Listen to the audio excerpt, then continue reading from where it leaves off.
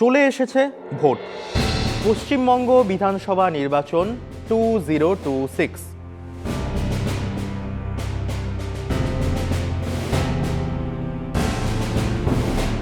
আর পশ্চিমবঙ্গ তথা ভারতের নির্বাচনী ব্যবস্থায় নোটা মানে নান অফ দ্য অ্যাবাভ বা উপরের কাউকেই পছন্দ নয়, এই বিষয়টা নিয়ে সাধারণ মানুষের মনে অনেক কৌতূহল রয়েছে।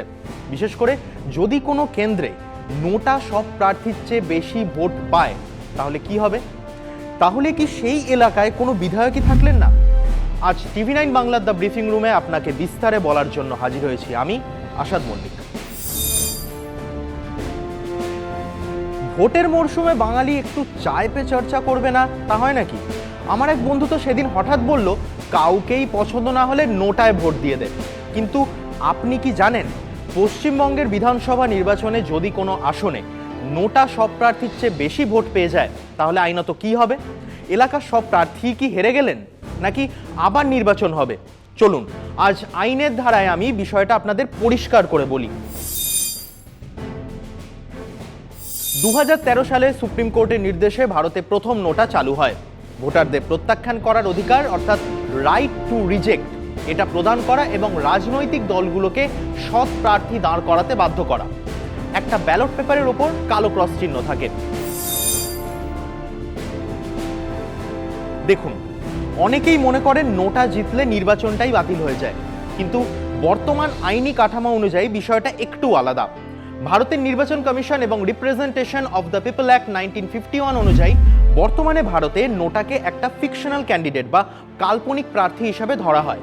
যদি নোটা 1 লক্ষ ভোট পায় আর দ্বিতীয় স্থানে থাকা প্রার্থী 50,000 ভোট পান, তবে ওই 50,000 পাওয়া প্রার্থীকেই বিজয়ী ঘোষণা করা হবে। কিন্তু এমনটা কেন? আইন বলছে নোটা আমার আপনার মতো কোনো ব্যক্তি নয়, এটা কেবল একটা ভোটিং অপশন। তাই বৈধ ভোটের নিরিখে প্রার্থীদের মধ্যে যিনি সর্বোচ্চ ভোট পাবেন তিনিই বিধায়ক হবেন। আপনার মনে হতেই পারে তাহলে নোটায় ভোট দিয়ে লাভ কি?